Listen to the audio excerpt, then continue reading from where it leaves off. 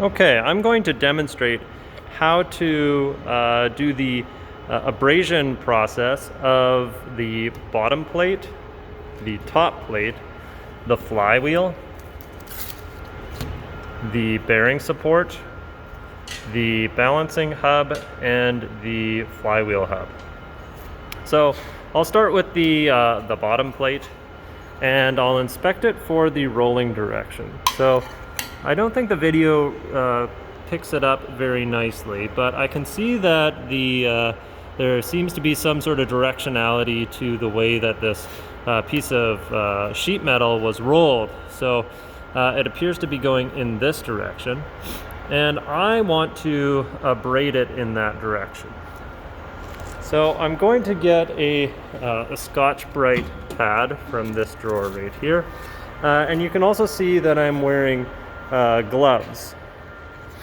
I'm wearing gloves because these are this is somewhat of a messy process, and so you can also get gloves from right there.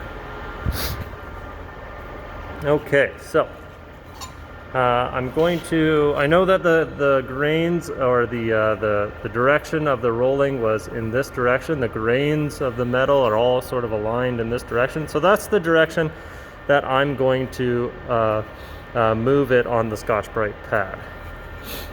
And just for reference, I've put the Scotch-Brite pad on this rubber pad on the table that helps hold it in place. So I'll put this down like that and just move it back and forth in the direction of the way that the material was rolled. And I want to cover the whole plate, so or abrade the whole surface of the plate, so I'm just sort of moving it side to side as well as back and forth, but mainly back and forth. Okay, so that's the original surface finish. There may be scratches in it that you can want to get rid of, and then this is the surface that you've now made, which is a lot more consistent. A lot of the scratches have been removed, and it looks a lot nicer. And so that's what you're going to see once it's anodized as well. If there's a scratch in the material, you're going to see that scratch when it's anodized. Some scratches are actually too deep to remove through an abrasion process, and unfortunately that scratch will just be in the part. So I'll do the other side.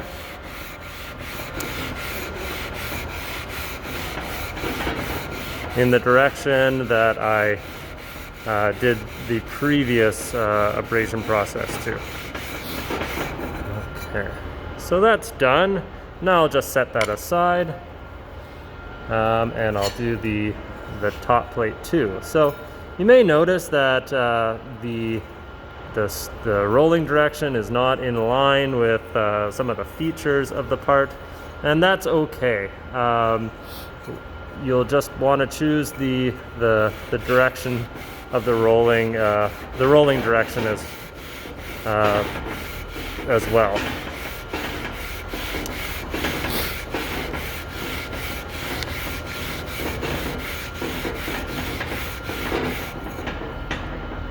So you can actually see a scratch right there that is actually too deep to come out. So luckily that scratch is on the bottom of the part, so it won't be seen when this part is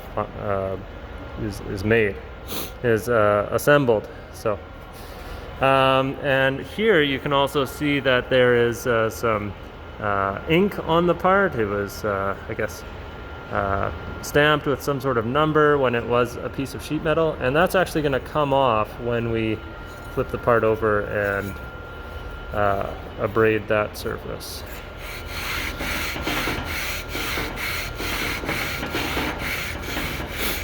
If we didn't do this, that ink would show through the anodizing, or may not anodize properly in that location.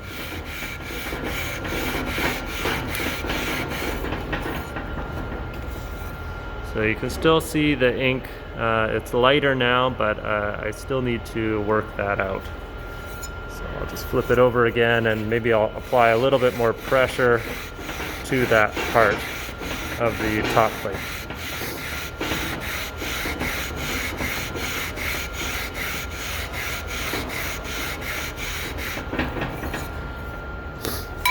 So that is now coming out nicely. I can still see a little bit of a witness mark from the ink, so I'm going to do about the same number of strokes with the same amount of pressure applied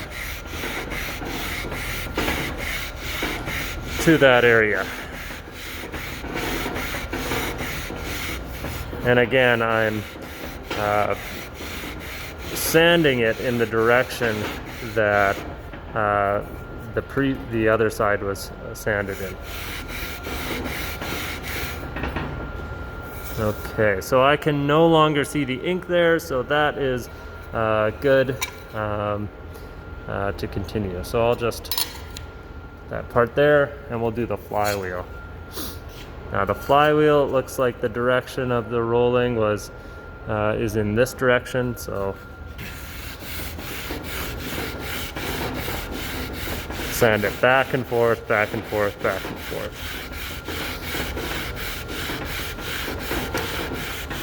Now if this pad is getting a little worn out, you're going to want to notify your instructor to get a new pad if there are no more in the cupboard. Okay, so you may see finger marks or fingerprints on the part. Those will have to be removed, but they will be removed in a different process. There's also, you can see a scratch along here that won't come out in this process. So that is a type of scratch that will just live through the whole process and just be a part of the final part.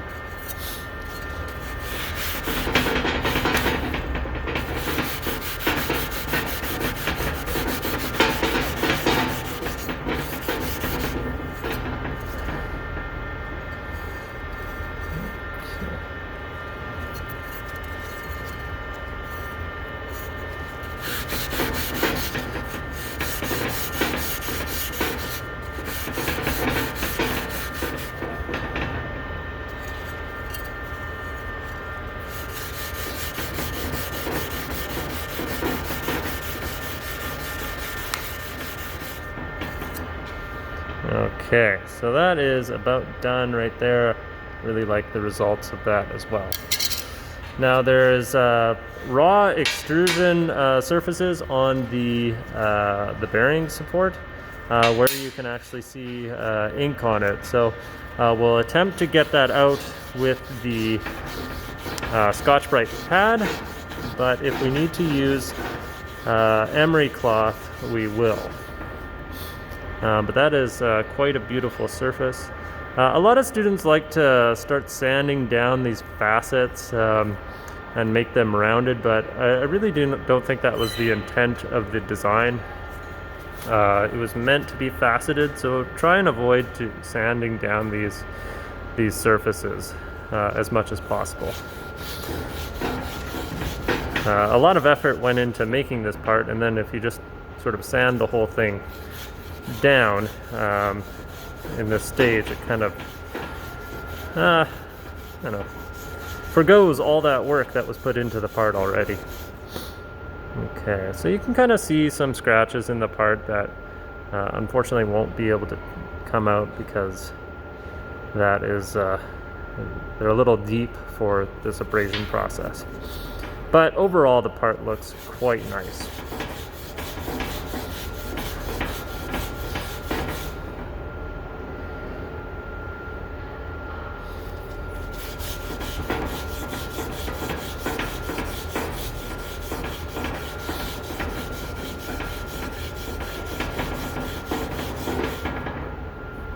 Okay, that ink came out quite nicely on this part. So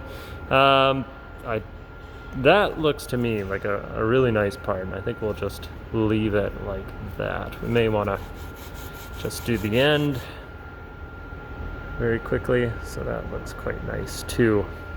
Okay, and so these parts right here don't actually need anything done to them because they, all of this surface has been turned or milled very to a smooth finish, so it actually does not need any abrasive process.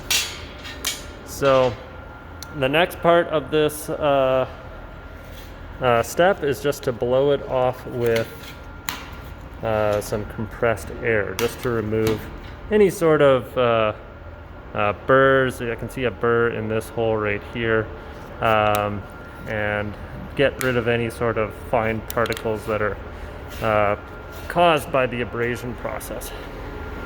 So I'm going to take it over to this machine over here. It appears the air is not on, so I will turn the air on.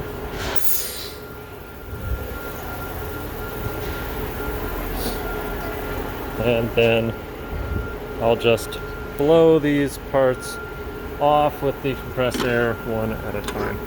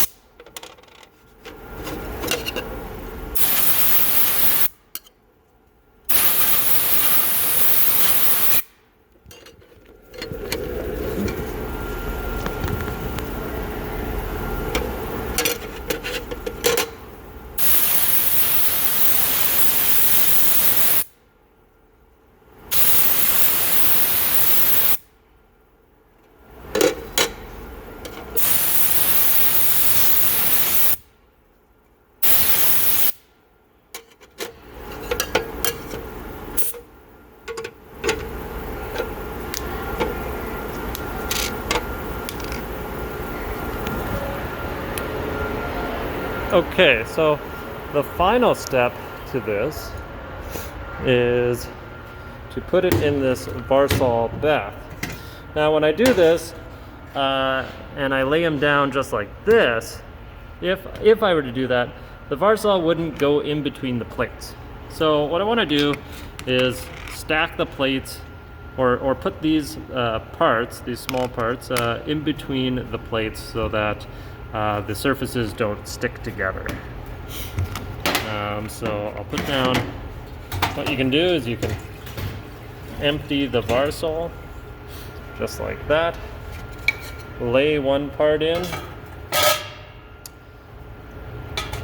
put in the bearing support, lay another plate in, put in another part like that, lay that in, and put a part like that. Now the bottom plate is sort of sticking to the bottom of the container, so maybe I'll just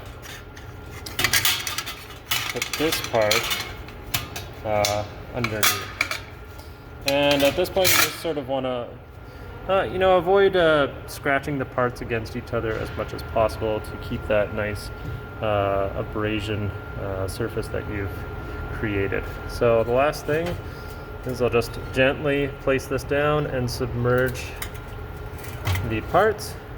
Now if you see that the Varsall is not fully covering the parts, you'll have to either reposition the parts or fill it up with more Varsall.